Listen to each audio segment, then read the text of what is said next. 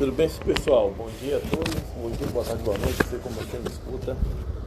Eu estou aqui satisfatoriamente para trazer uma resposta a um inscrito que teve com grande dúvida ali. Eu tenho 18 anos, quero entrar para as Forças Armadas, o que eu posso fazer? Então eu vou dar algumas dicas aqui para que a pessoa possa saber que tem forma de melhorar, né? Às vezes o cara não tem noção nenhuma. Isso aí eu falo realmente para quem não tem noção nenhuma. O cara não tem noção nenhuma do que tem que fazer. Então ele meio que está perdido. Então isso aqui é para dar um norte para a pessoa, tá? A primeira dica, pessoal, é que o cara tem que saber o que ele quer. O cara tem que saber o que ele quer. Se ele realmente quer o Forças Armadas, ele tem que saber de onde ele está entrando. Às vezes com 17, 18 anos, tem pouco conhecimento, não sabe direito como funcionam as coisas. E ele, quero saber, quero conhecer, gostei, tem interesse. Vou dar o meu exemplo. Quando fui fazer minha inscrição para serviço militar obrigatório, eu estava ali, tinha meus 18 anos e estava ali numa situação em que minha cidadezinha do interior lá do Espírito Santo só tinha tiro de guerra, né? Então tiro de guerra era legal e tudo, mas não me interessava. Eu queria mais. Então eu entendi que eu queria fazer a prova de concurso. E entendi que porque eu tinha que fazer prova, né? Eu queria realmente entrar na carreira, eu tinha que fazer prova. Então o primeiro apontamento que eu quero falar para vocês aí, realmente sabe o que quer. Se você sabe o que quer, você vai continuar ouvindo o nosso áudio aqui para poder tirar essas dúvidas. Pessoal, eu vou dar um grande bisu das Forças Armadas para quem está no alistamento obrigatório. Às vezes a pessoa não sabe. Aonde você se alista faz toda a diferença, né? Muitas vezes você mora numa cidade do interior de São Paulo ou de Minas e acha que você vai servir num local legal. Se não tiver quartel perto, não vai. Então o mais importante você tem que saber, vou dar um exemplo de uns amigos. Eu morava no interior do Espírito Santo, alguns amigos queriam fazer escola.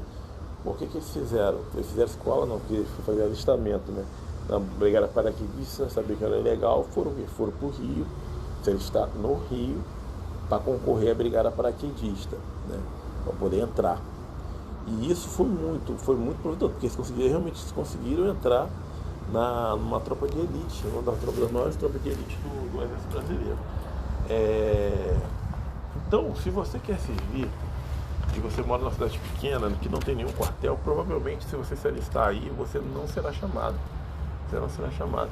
Mas William, se eu já moro numa cidade grande, como o nosso amigo aqui que perguntou, ele mora em Manaus, que é uma cidade que tem acho que o terceiro, está aí concorrendo com Santa Maria, o segundo ou terceiro maior contingente militar do Brasil, né? Sendo que o primeiro é Rio de Janeiro, o segundo e terceiro concorre ali em Manaus. Então a probabilidade desse cara servir é grande. Só que aí, se você mora numa cidade em que tem muito quartel, aí entra outra situação particular, que é o quê? Você tem que estar sabendo que a probabilidade de ser chamado é muito maior se você mora num bairro cuja distância é apenas uma condução, né? É só apenas um ônibus que é pago para fazer ali o trajeto. Então o Exército leva isso em consideração, ele tenta diminuir os custos. Por exemplo, se você tem uma cidade, vou usar a cidade de São Paulo aqui como exemplo, com a cidade que eu fui presidente da Comissão de Formação, Seleção das Forças Armadas, né? Seleção geral. Cidade de ser muito grande, não recebemos técnicos, jovens, então, você tem uma tão grande como essa, o que tu faz? Tu faz uma escolha simples. Você delimita os bairros, cujo quartel, Supremo Quartel, está localizado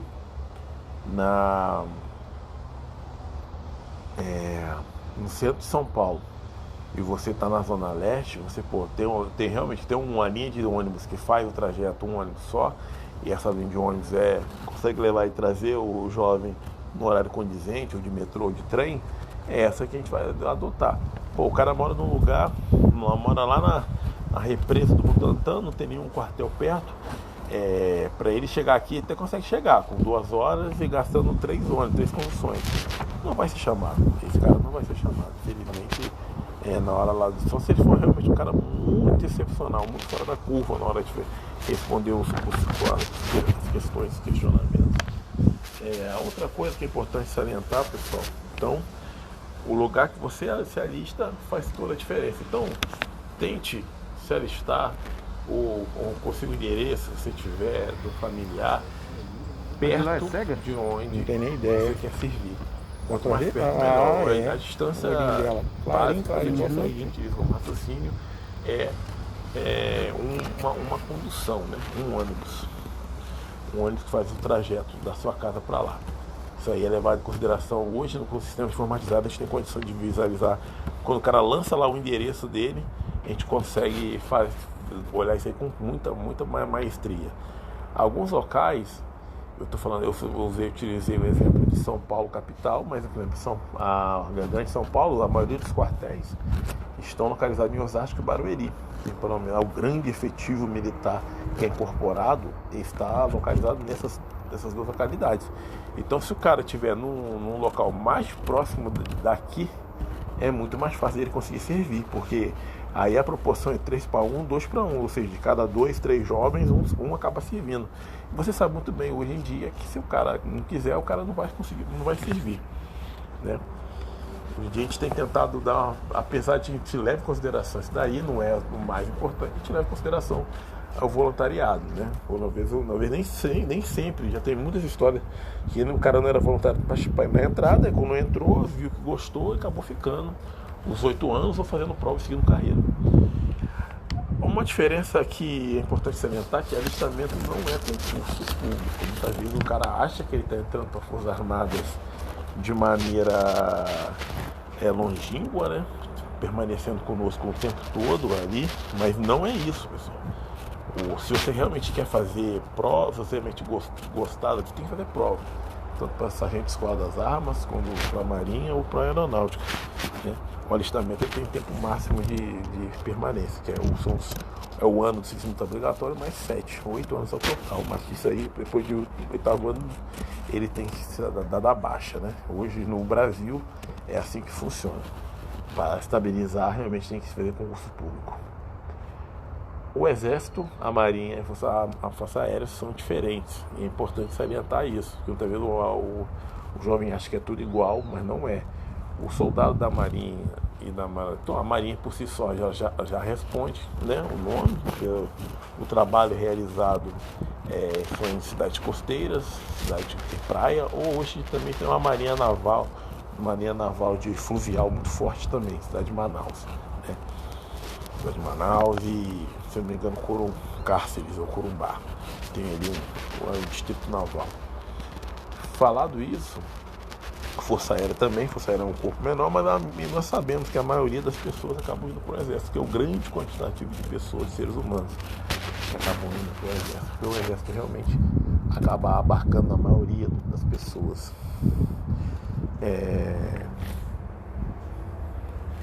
A oportunidade que... Vamos apontar agora o 5º item, a oportunidade que a vida militar te dá. Você tem 18 anos, você não sabe o direito que você quer, você entra no quartel e você conhece uma gama de pessoas enorme que você não conheceria se tivesse permanecido lá no seu bairro, na sua cidade, né? Conhece pessoas mais antigas, pessoas mais velhas, já passaram por situações, você começa a trabalhar, muitas vezes é dada oportunidade para você trabalhar com um eletricista, é dada oportunidade para você trabalhar com um operador de máquina pesada, coisa que você nunca faria se estivesse fora. Alguns vão trabalhar com biocomputador, trabalhar em situação de escritório, outros vão trabalhar realmente como fuzileiro, na parte de segurança, na parte operacional, né? Então, as Forças Armadas, no geral, tem espaço para todo mundo, tem espaço para todas as especialidades, né? Então é importante você, quando você entrar, você tentar se encontrar, escolher uma área, principalmente descobrir os seus pontos fortes. O que eu gosto de fazer, o que eu não gosto, o que eu tenho facilidade, e isso aí vai te ajudar bastante. Você demonstrando trabalho, de vontade, você vai conseguir melhorar e aumentar aqui seu tempo aqui, até a forma de trabalho. E todo o conhecimento, ganho, amizade que é realizada aqui, vocês acabam levando para a vida civil. Porque na vida civil não são poucos os casos de pessoas que conseguem emprego pelo bom trabalho. Muitas empresas hoje reconhecem a capacidade de formação do Exército e muitas vezes, não são poucas, vão lá nos quartéis oferecendo vagas de emprego para os jovens. Isso está sendo cada vez mais comum, né? Pessoal, tem uma situação que muitas vezes a pessoa não sabe, CPOR e NPOR. Algumas cidades do Brasil, CPOR existe em Recife, Rio de Janeiro, São Paulo e Porto Alegre. São centros de preparação de oficiais da reserva. E NPOR são mais de 35 espalhados pelo Brasil aí. De Vitória, de Vila Velha até Manaus, até hoje, acho que o último aí foi Rio Branco, né? De engenharia de Rio Branco. Então hoje nós temos a situação de NPOR, é o núcleo de preparação de oficiais. A formação deles é similar, o trabalho deles é basicamente o jovem, ao invés de servir, ele entra dentro de um desses centros, um núcleo, e prossegue a sua carreira, né? O trabalho é apenas para a parte da manhã, na parte da tarde o jovem é liberado para estudar, para trabalhar, e ao final do curso ele pode conseguir entrar como oficial do Exército Brasileiro, no oficial temporário do Exército Brasileiro. Cada vez mais as pessoas estão sabendo da existência dessa possibilidade. Não é fácil, é difícil. O pessoal que tenta, o pessoal muito bom, muito capacitado, realmente separado ali dentre todos que querem servir, aqueles que vão servir são vendas 20, 30, 40 no máximo ali, dependendo da localidade, que vão realmente conseguir entrar dentro dessa POR. É realmente o pessoal diferenciado. Ao final do curso, e se ele lograr esse, ele vai estar recebendo salário de um segundo tenente. O segundo tenente hoje está por volta de 6 a 7 mil reais. Salário de segundo tenente, limpo na conta, né? É o limpinho na conta depois de todas as deduções. Então é importante, se você tiver um CPOR na sua cidade, você tentar entrar nisso daí. Cabe trazer conhecimento, né, sobre esse fato. A faculdade, pessoal, por si só não quer dizer nada. Hoje em dia muitos jovens chegam para fazer seleção geral ou a seleção complementar, apresentando documento de faculdade, e isso por si só não quer dizer nada, porque hoje em dia todo mundo faz faculdade. Hoje em dia a gama de jovens fazer faculdade é muito grande e não há qualquer tipo de determinação para liberar o jovem em faculdade, né? Eu, por norma, sempre tentava ajudar. Se o cara tivesse trazer ali a documentação, o curso, a gente tentava ver qual é o desejo do jovem, para tentar aliar o desejo do jovem com a necessidade do Exército, né? Nem sempre a gente conseguia, mas a gente sempre tentava ajudar. Mas é importante o cara saber que vai chegar lá com muitas vezes ele tinha aquela ideia errônea, se for na faculdade não vou servir. É assim mais que funciona, tá bom? 5 anos, agora o nosso 8º tópico, 5 anos em um. 5 anos em um. 5 anos em um são a forma que o Exército trabalha para transformar o jovem de 18 anos numa pessoa profissional em menos de um ano é extremamente bem sucedida. Foi sendo feito anos após anos, nos últimos 300 anos, o Exército tem mais de 370 anos, né? O serviço militar obrigatório existe há mais de 100. Então esse já foi um formato que foi aperfeiçoado através dos anos, tem dado muito certo. Então o jovem ele consegue evoluir como pessoa, como profissional, como é absurda assim, a capacidade de jovem que entra lá em janeiro, fevereiro, e ao final do ano de dezembro o quanto ele evoluiu como pessoa. Então só por isso, só já a experiência dentro do quartel já vale a pena, já vale muito a pena, tá? Então a gente traz aí aqueles 5 anos em um, que é realmente um ano, uma amizade que ficam marcadas pro resto da vida. O cara evolui muito, absurda a capacidade de evolução do jovem nesse período. Também acredita que é uma oportunidade na vida, se você puder servir. Eu acredito que é extremamente interessante. Muitas vezes a pessoa conta muita mentira, muita inverdade, fala para poder privilegiar, que quando eu servi faziam isso, faziam aquilo.